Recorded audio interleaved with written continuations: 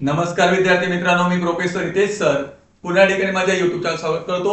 मित्रांनो, या ठिकाणी मागच्या टायमाला आपण अर्थशास्त्र या विषयावरती व्हिडिओ टाकला होता. तर आपण आज या ठिकाणी हिस्ट्री हा जो सब्जेक्ट आहे या हिस्ट्रीवरती या ठिकाणी एमपीएससी पीवायक्यू बद्दल या ठिकाणी आपण डिस्कस करतोय. तुम्हाला माहिती आहे 25 ऑक्टोबर 2026 रोजी तुमची एमपीएससी ग्रुप सी ची एक्झाम आहे, ज्याच्यामध्ये भरपूर मुलांनी या ठिकाणी फॉर्म भरलेला आहे.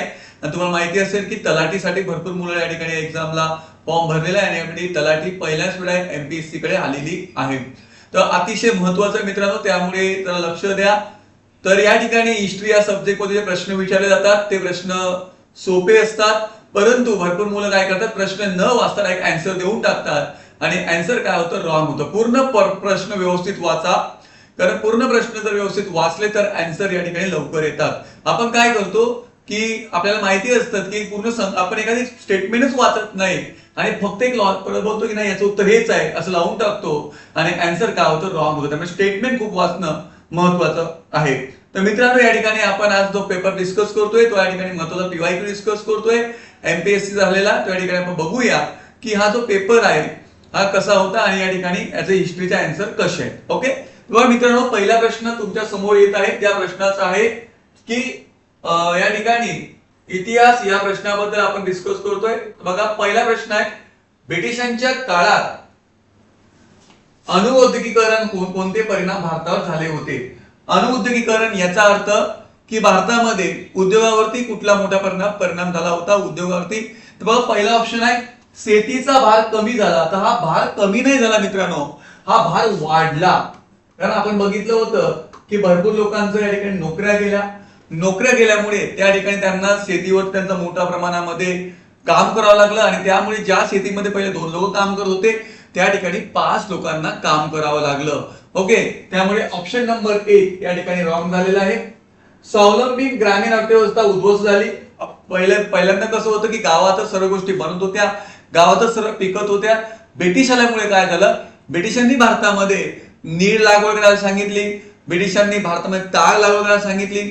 म्हणजे ब्रिटिशांनी भारतामध्ये अशा वस्तू लावण्यास सांगितल्या ज्या वस्तूपासून ब्रिटिशांना फायदा होईल, ज्यामुळे ब्रिटिशांचा मोठ्या प्रमाणात बेनिफिट्स होईल, ज्यामध्ये या ठिकाणी मोठ्या प्रमाणात त्यांनी फोकस केला आणि मोठ्या प्रमाणात या ठिकाणी हे केलं.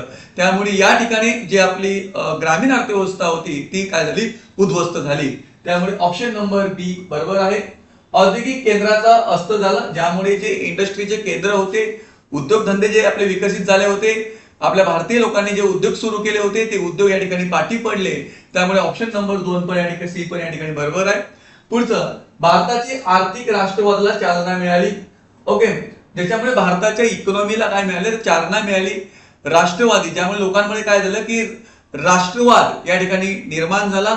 लोकांना या ठिकाणी काय झाले, ब्रिटिशांबद्दल चीड निर्माण झाली आणि ही चीड निर्माण झाल्यामुळे या ठिकाणी भारतीय लोकांमध्ये, भारतीय जनतेमध्ये या ठिकाणी राष्ट्रवाद निर्माण झाला, देशाबद्दल प्रेम निर्माण झालं. त्यामुळे ऑप्शन नंबर डी या ठिकाणी बरोबर आहे. त्यामुळे याचं उत्तर बघा, मी बोलतोय की या ठिकाणी ए हे रॉंग आहे. जिथे तुमचं ए असणार आहे ते आपलं उत्तरच असणार नाही, म्हणजे ऑप्शन नंबर 1 हे येणार नाही. ऑप्शन नंबर बी सी हे पण येणार नाही. ओके, बघा आता या ठिकाणी ऑप्शन एक बी किंवा सी किंवा डी आहे. मी सांगितलं बी सी डी, त्यामुळे राईट आन्सर आहे 4th. ऑप्शन नंबर 4 हे या प्रश्नाचं राईट आन्सर आपल्याला दिसून येतो. पुढचा प्रश्न आहे बघा, 1919 च्या कायद्यामध्ये खालीलपैकी कोणत्या तरतुदी होत्या. तुम्हाला माहिती असेल की पहिलं महायुद्ध सुरू होतं 1914 ते 1919 मध्ये पहिलं महायुद्ध सुरू होतं आणि त्यावेळेला इंग्लंड या ठिकाणी युद्धामध्ये अटकला होता आणि त्यावेळेला 1919 चा एक कायदा आला होता, मॉन्टेग्यू चेम्स्फोर्ड सुधारणा कायदा.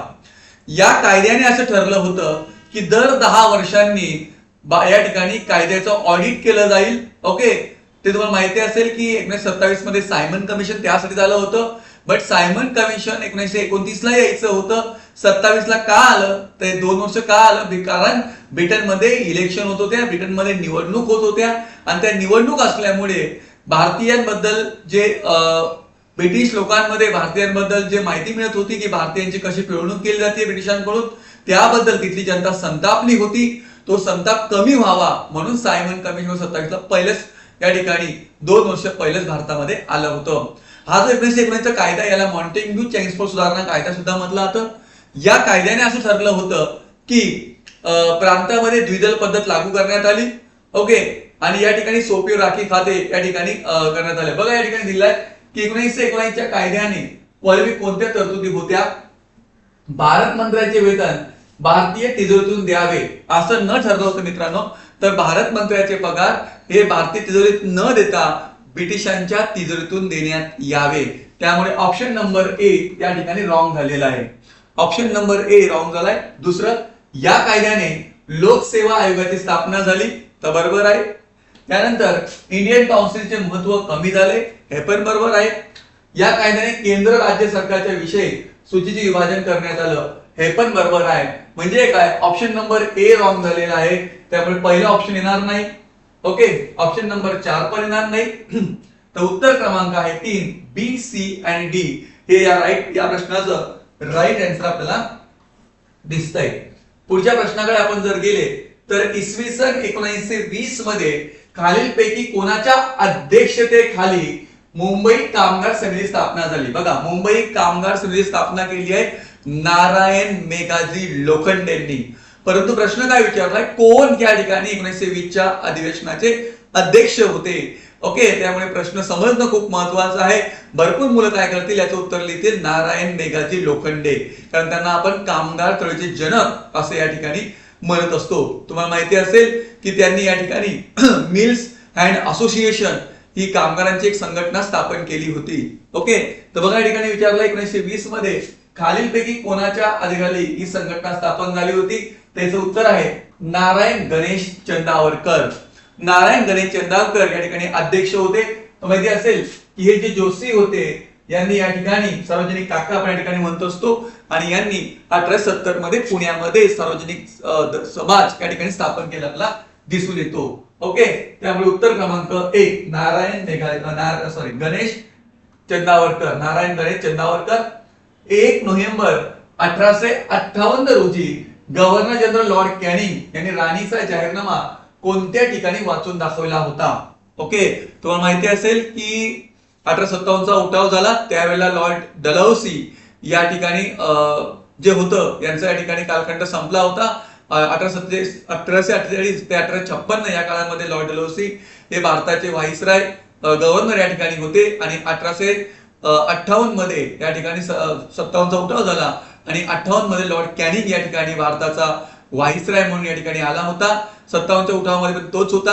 तर बघा या ठिकाणी लॉर्ड कॅनिंग यांनी अलाहाबाद या ठिकाणी हा जो अहवाल आहे या ठिकाणी वाचला होता, आणि अलाहाबादचं जे सध्याचं नाव आपलं माहिती प्रयागराज या ठिकाणी झालंय.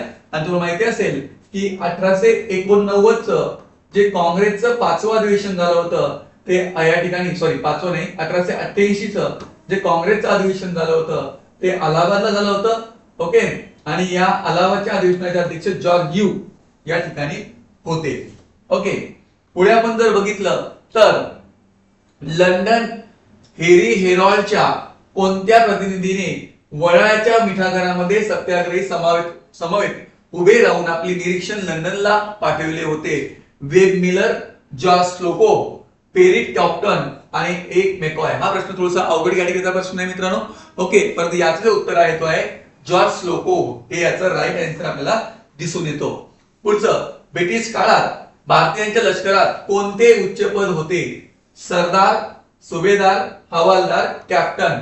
तर बघा या ठिकाणी उच्च पद होते सुभेदार, त्यामुळे ऑप्शन नंबर 2 हे या प्रश्नाचं राईट आन्सर आपल्याला दिसून येतं. लंडन इंडिया हाऊस कडून दिल्या जाणाऱ्या शिष्यवृत्तीत कोणाच्या देणगीत दिल्या जात होत्या? बघा, ही जे लंडन इंडिया हाऊस होती ही श्यामजी कृष्णा वर्मा यांनी स्थापन केली होती. तर इथे भरपूर मुलं काय करतात, आन्सर लिहितात श्यामजी कृष्णा वर्मा. परंतु जर श्यामजी कृष्णा वर्माला जर या ठिकाणी आन्सर मागत असणार, तुम्ही जर ट्रिक केला असेल तर हे आन्सर काय असणार, रॉंग असणार आहे. याचं जे बरोबर उत्तर आहे ते सरदार सिंह रेवाभाई राणा. त्यामुळे फ्युचर मध्ये जर हा प्रश्न आला तर आयएमपी करून ठेवा, लक्षात ठेवा की उत्तर असणार आहे सरदार सिंह रेवाभाई राणा. पुढच्या प्रश्नाकडे आपण जर गेले तर अखिल भारतीय मुस्लिम लीगची स्थापना कुठे झाली? बघा, तर 1906 मध्ये ढाका या ठिकाणी मुस्लिम लीगची स्थापना झाली. 1906 ढाका या ठिकाणी मुस्लिम लीगची स्थापना झाली. तर माहिती असेल की लाहोर जे होतं या लाहोरला 1929 काँग्रेसचं अधिवेशन झालं होतं. ओके, आणि पंडित जवाहरलाल नेहरू या ठिकाणी अधिवेशनाचे अध्यक्ष होते आणि या अधिवेशनामध्येच पहिल्यांदा स्वराज्याचा ठराव पूर्णपणे मांडण्यात आला. पूर्ण स्वराज्य पहिल्यांदा ठिकाणी मांडण्यात आलं होतं. पहिले स्वराज्य कधी मांडलं, फक्त स्वराज्य हा शब्द जर विचारला तर 1906चं कलकत्ता अधिवेशन होतं, त्याचे अध्यक्ष दादाभाई नौरोजी होते. तर 1929चं अधिवेशन जे होतं या ठिकाणी लाहोर या ठिकाणी झालं आणि यामध्ये आपण पूर्ण स्वराज्य ठराव मांडला होता. ओके, त्यानंतर पुढे आपण जर बघितलं तर अखिल भारतीय सत्याग्रह कौन्सिल कोणाच्या नेतृत्वाखाली स्थापन झालं होतं? बघा, सरोजिनी नायडू, सुचिता कृपलानी, मीनू मसानी, जयप्रकाश नारायण. ओके, याच्यामध्ये ऑप्शन नंबर 3 हे लोक तर नव्हते, 4 पण नव्हते, त्यामुळे उत्तर क्रमांक 2 आहे सुचिता कृपलानी. हे याचा राईट आन्सर आपल्याला दिसून येतो. पुढचा प्रश्न जर तुम्ही बघितला तर इसवी सन 1879च्या दी डेक्कन ऍग्रिकल्चर रिलीफ ऍक्ट द्वारे शेतकऱ्यांची स्थिती सुधारण्यासाठी कोणत्या तरतुदीची शिफारस करण्यात आली होती? तुम्ही जर बघितलं असेल तर 1875 मध्ये शेतकऱ्यांचा पहिला उठाव महाराष्ट्रामध्ये झाला आणि महाराष्ट्रामध्ये पुण्यामध्ये सुपे जे होतं, या सुपे प्रांतात, सुपे एरियामध्ये पुण्यात पहिल्यांदा शेतकऱ्यांचा ठिकाणी उठाव झाला. तर बघा, या ठिकाणी त्यासाठी एक समिती आली होती 1879 ला, दी डेक्कन ऍग्रिकल्चर रिलीफ ऍक्ट द्वारे. तर बघा, सिंचन आयोगाची स्थापना करण्यात आली, हे चूक आहे. तगायची सोय असावी, बरोबर बोलले होते. शेतकरी बँकांना सुरू करण्यात यावे, हे पण होतं. शेतकऱ्यांच्या जमिनी सावकारांकडे सहजासहजी हस्तांतरित होणार नाहीत अशी तरतूद करण्यात यावी, हे पण होतं. म्हणजे BCD याचा राईट आन्सर आहे 4. BCD हे आपल्याला ठिकाणी उत्तर समजतं. ओके, तर मित्रांनो, तुम्हाला जर माझा चॅनल आवडत असेल तर लाईक, सबस्क्राईब आणि कमेंट करा. मित्रांनो, आपल्या या ठिकाणी मुंबईमध्ये जवळजवळ 12 वर्षापासून MPSC UPSC च्या ठिकाणी आपल्याकडे क्लासेस होतात. त्याच्यामध्ये आपलं मुंबईमध्ये 6 ब्रँचेस आहे. डोंबिवली आहे, नेरूल आहे, ठाणे आहे, मरीन आहे, अंधेरी आहे आणि बोरिवली या ठिकाणी आहे. ज्यांना आमच्या ठिकाणी ऑफलाईन ऑनलाईन दोन्ही बॅचेस आपल्याला अवेलेबल आहे, ज्यांना ऑनलाईन ऑफलाईन या ठिकाणी बॅचेस पाहिजे असतील त्या मुलांनी किंवा त्या स्टुडंटनी खाली दिलेला नंबर जो आहे आपल्या क्लासेसचा नंबर आहे, या नंबरवर तुम्ही या ठिकाणी कॉन्टॅक्ट करू शकतात. तर मित्रांनो, तुम्हाला चॅनल आवडत असेल तर लाईक, सबस्क्राईब आणि कमेंट करा. मित्रांनो, जय हिंद, जय महाराष्ट्र. धन्यवाद मित्रांनो.